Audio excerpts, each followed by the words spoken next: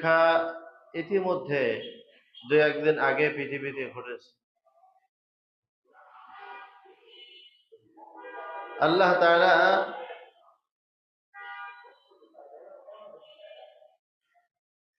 জিলজালের শাব্দিক অর্থ হলো প্রকম্পন, নড়াচড়া। সামান্য কয়েক সেকেন্ড নড়াচড়া হয়েছে, এর মধ্যে আমাদের দেশে খবর হয়ে গেছে।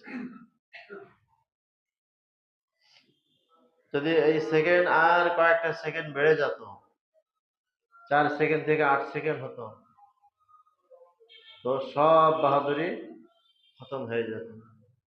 এখনই তো খতম হয়ে গেছে, আরো যেত। এ সম্পর্কে আলোচনা এখানে আল্লাহ তাআলা রেখেছেন। প্রথমত আমাদের কথা হলো আল্লাহ তাআলার মহাগ্রন্থ আল কোরআনের 99 নম্বর সূরা জিলজাল, যেটা মদিনায় অবতীর্ণ 8টি আয়াত। ফজিলতের মধ্যে রাসূল আরবি সাল্লাল্লাহু আলাইহি ওয়াসাল্লাম তার পবিত্র জবান থেকে বলেছেন,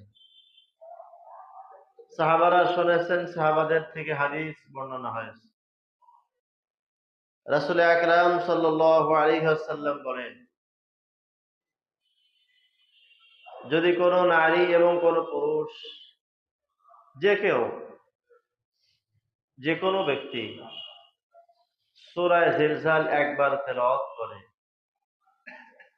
ইযা যুলজিলাতিল আরদু জিলজালাহা ওয়া আখরাজাতিল আরদু আসকালাহা ওয়া ক্বালাল ইনসানু মা লাহা ইয়াওমাইযিন তুহাদ্দিসু আখবারাহা বিআন্না রাব্বাকা আওহা লাহা ইয়াওমাইযিন ইয়াসদুরুন নাসু আশতাতা ليروا أعمالهم فمن يعمل مثقال ذرة خيرا يره ومن يعمل مثقال ذرة شرا يره।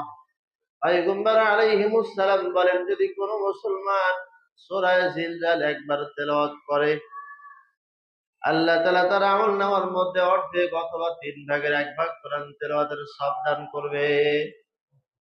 একবার যদি কেউ তেলাওয়াত করতে পারে, রাতে হোক দিনে হোক, যে কোনো সময়, আপনি হাঁটতেছেন, দোকানে বসে আছেন, আপনার অফিসে বসে আছেন, বা বাড়িতে খাওয়ার পরে বসে আছেন, যে কোনো সময় আপনি পড়তে পারেন।